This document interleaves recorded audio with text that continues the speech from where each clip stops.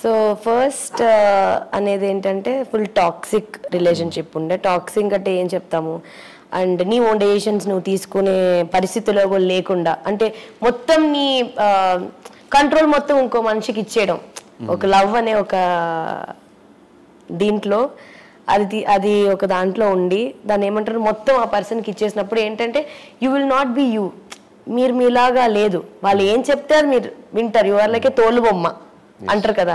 ఆ రిలేషన్షిప్లో నేను ఒక డైలాగ్ నాకు గుర్తుంది ఏంటంటే, నువ్వు ఒక చిన్న మొక్కవి, నీళ్లు పోసి నేను నిన్ను పెంచుతున్నా అని విన్నా నేను ఆ ఎదుటి మనిషి దగ్గర నుంచి. ఆ రోజు నేను రియలైజ్ అయ్యా, అంటే నేను మొక్కేంటి, నన్ను ఒకరు పెంచడం ఏంటి, నాకంటూ నా ఇండివిజువాలిటీ ఉంటుంది కదా, I can make my own decisions.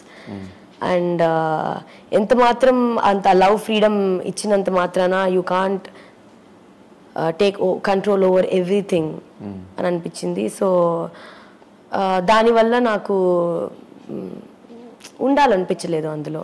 So I realised ఆ పర్సన్ నన్ను ఇష్టపడట్లేదు, నన్ను ఒక మనిషిని సెలెక్ట్ చేసుకొని తనకిష్టం ఒక అమ్మాయి తనకి ఎలా ఉంటే ఇష్టం ఉంటుందో అలా నన్ను మౌల్డ్ చేసుకోవాలి అనిపించడం నాకు అనిపించింది. సో అందుకే నేను దాని నుంచి బయటకు వచ్చాను. సో మా అందరికీ మీ డబ్ స్మాష్ వీడియోస్ దగ్గర నుంచి మిమ్మల్ని చూస్తున్నారు ఆడియన్స్ అందరూ, అండ్ తర్వాత ఇన్స్టాగ్రామ్ ఇన్ఫ్లుయెన్సర్గా చూశారు, తర్వాత కొన్ని సినిమాలు అరకొర షార్ట్ ఫిలిమ్స్ కానీ, తర్వాత ఒక షోలో చూసాము. అసలు నైని పావని ఎక్కడి నుంచి స్టార్ట్ అయ్యి ఈ ఫీల్డ్లోకి రావడం జరిగింది? ఎక్కడి నుంచి స్టార్ట్ అయింది అంటే అసలు నేను స్టార్ట్ చేయలేదు, మా అక్క స్టార్ట్ చేసింది. సో డబ్ స్మాష్ ఇవన్నీ వస్తున్నప్పుడు ఎవ్రీబడి ఆర్ బికమింగ్ ఫేమస్. ఇక్కడ నేను చెన్నైలో చదువుకునేదాన్ని ఆ టైంలో.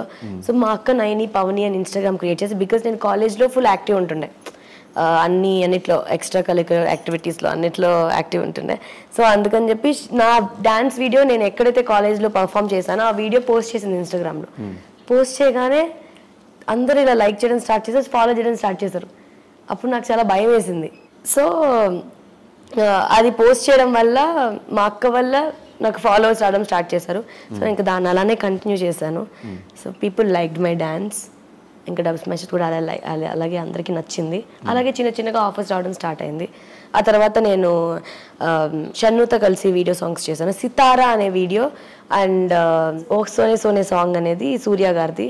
ఈ రెండు చాలా బాగా హిట్ అయ్యాయి. అందరూ సితారా సితారా అని పిలవడం స్టార్ట్ చేశారు ఆ సాంగ్ నుంచి. సో అక్కడ నుంచి కొంచెం ఫేమ్ నాకు గట్టిగా వచ్చింది. సో షన్నుతో 2 సాంగ్స్ చేసిన తర్వాత మరి ఇప్పుడు ఆ సాంగ్స్ యూట్యూబ్లో నుంచి ఎందుకు రిమూవ్ చేశారు? ఆదిత్య మ్యూజిక్ వాళ్ళకి